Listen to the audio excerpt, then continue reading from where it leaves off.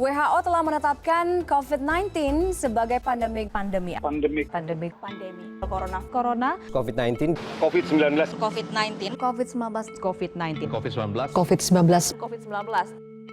Fokus kita tetap nomor satu adalah kesehatan, adalah penanganan COVID.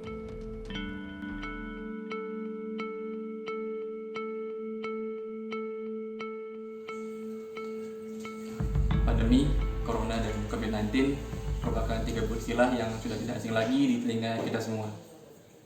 Pandemi COVID-19 merupakan sebuah krisis global yang disebabkan oleh sebuah mikroorganisme yang bahkan tidak terlihat pada kasat mata manusia itu sendiri.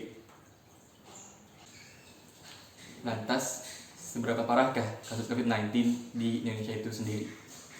Menurut data terbaru dari Satgas COVID-19, di Indonesia sudah terdapat lebih dari 900.000 orang yang terdampak positif COVID-19 dan 25.000 diantaranya telah terenggut nyawanya. Dengan data dan fakta yang jelas mengenai seberapa seriusnya pandemi COVID-19 di Indonesia itu sendiri, ternyata masih banyak masyarakat atau sebagian kecil masyarakat yang menganggap remeh dan kurang kesadarannya akan COVID-19 ini. Bahkan sebagian masyarakat masih ada yang tidak mempercayai keberadaan COVID-19 itu sendiri.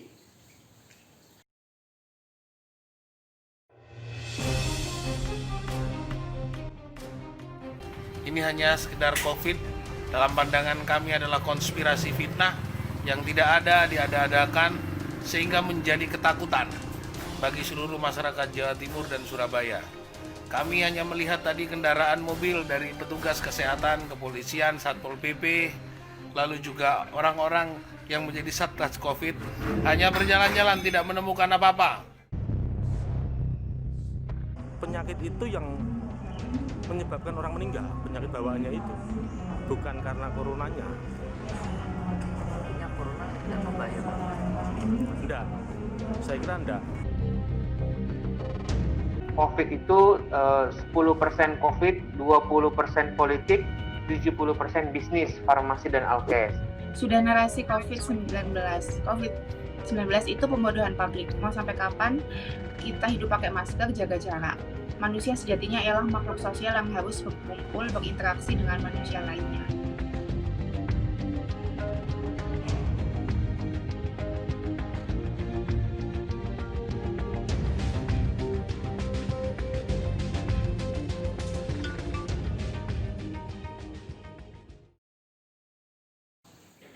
Di balik badai pandemi yang melanda negara kita, muncullah sebuah cahaya harapan untuk kembalinya kehidupan normal masyarakat Indonesia.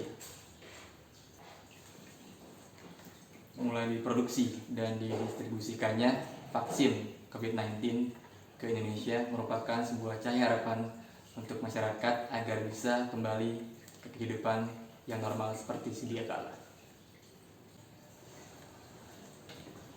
Kehadiran vaksin COVID-19 tidak sepenuhnya disambut sukacita oleh masyarakat Indonesia.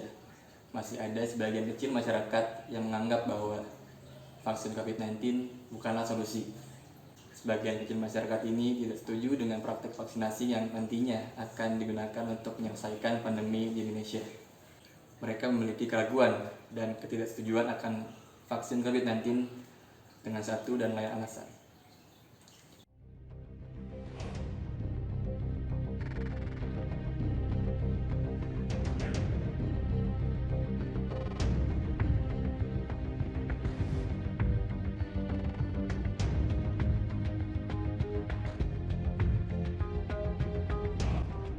Kalau persoalan vaksin, saya tetap tidak mau divaksin, maupun sampai yang 63 tahun bisa divaksin.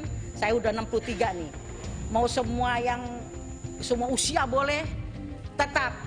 Misalnya pun hidup di DKI, semua anak cucu saya dapat sanksi 5 juta, mending gue bayar.